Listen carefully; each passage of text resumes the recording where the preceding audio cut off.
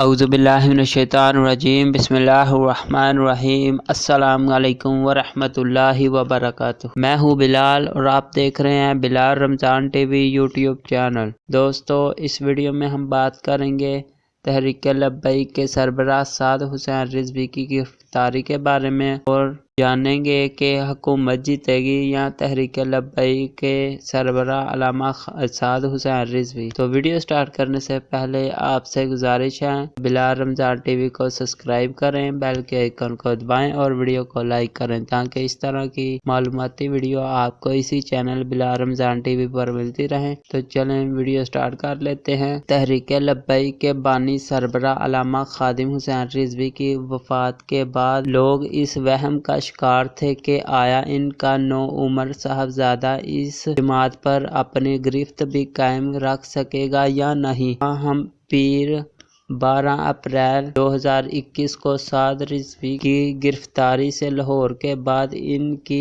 रिहाई के लिए मुल्क भर में होने वाले एहतजाज ने जहां एक तरफ मुल्क में मामूलाती जिंदगी मफलूज कर दिए हैं, वहां इस जमात के नौउम्र सरबराह की हिरासत में रहते हुए पार्टी पर गिरफ्त भी मजबूत हो गई। ऐसा इसलिए भी हुआ कि हुकूमत साद हुसैन रिजवी की गिरफ्तारी के बाद के रद्द-ए-अमल का दुरुस्त अंदाजा नहीं कर सकी। तहरीक लब्बैक पाकिस्तान के सरबराह साद हुसैन रिजवी का मुल्की सियासी व मजहबी मंजरनामे पर पहला तारुफ 20 नवंबर 2020 को इस जमात के बानी सरबराह अल्लामा खादिम हुसैन रिजवी के मीनार पाकिस्तान लाहौर में मुनक्कद जनाजे में हुआ, जहां जमात के मरकजी नायब अमीर सैयद ज़हीरुल हसन शाह ने इनका तारुफ करवाते हुए इन्हें खिताब की दावत दी। इस पर लोग इनकी तरफ मुतवज्जह जरूर हुए, लेकिन चंद माह बाद फरवरी के वसत में साद हुसैन रिजवी ने तहरीक इंसाफ के साथ अपने वालिद की तरफ से किए गए वादे पर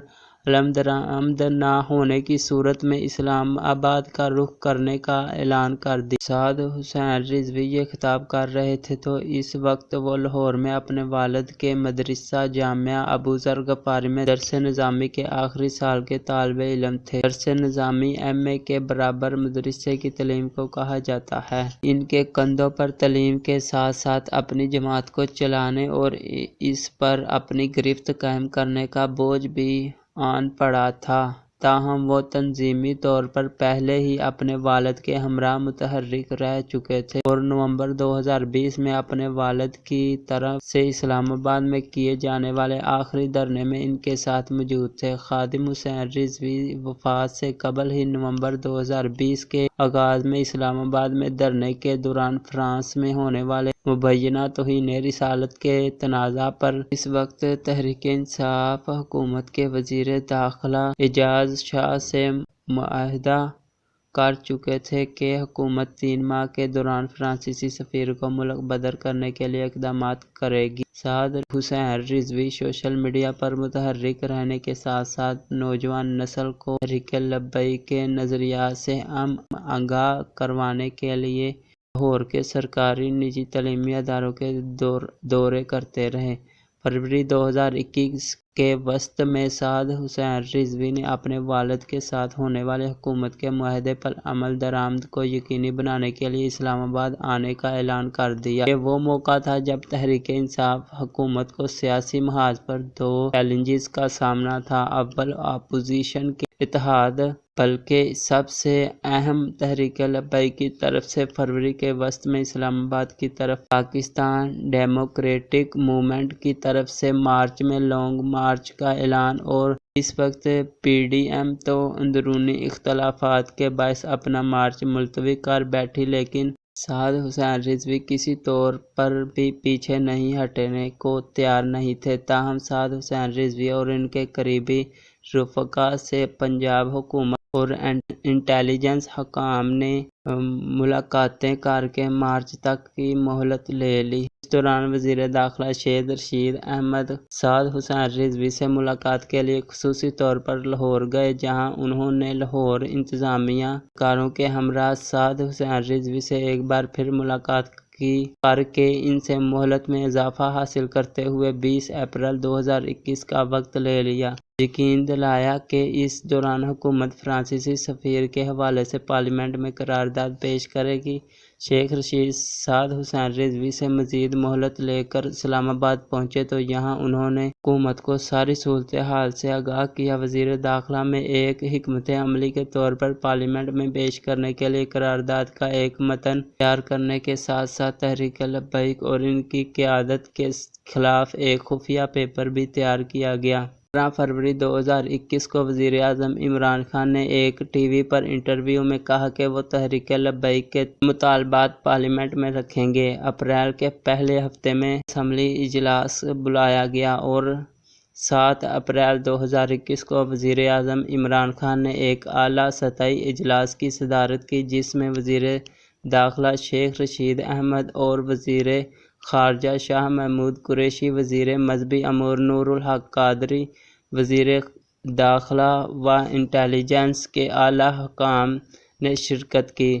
ذرائع بتاتے ہیں کہ اس اجلاس میں اس جماعت کے خلاف کوئی کارروائی کا فیصلہ کیا گیا۔ قومی اسمبلی کا اجلاس منعقد ہوا مگر اس میں وزارت داخلہ کی طرف سے تحریک لبیک کے مطالبات پر مبنی قراردادیں پیش نہ کی گئیں۔ اس کے بعد 12 اپریل 2021 کو سعد حسین رضوی کو گرفتار کیا گیا۔ اس وقت سعد حسین رضوی پنجاب پولیس کی حراست میں ہیں۔ حکومت کا خیال تھا کہ ان کی اچانک گرفتاری سے رد عمل کی شدت کم ہوگی مگر ابھی تک یہ شدت قائم ہے۔ ملک کے مختلف مقامات پر پولیس اور مظاہرین کے درمیان پتھراؤ بھی جاری ہے۔ ان کی جماعت کے عہدیداروں کے خلاف پنجاب بھر میں 30 سے زائد مقدمات درج کر لیے گئے ہیں جبکہ اس جماعت کے خلاف انسداد دہشت گردی ایکٹ کے تحت کالعدم قرار دیے جانے کی کارروائی کے لیے چاروں صوبوں سے انٹیلیجنس رپورٹس وزارت داخلہ کو ارسال کرنے کی ہدایت بھی کر دی گئی ہے۔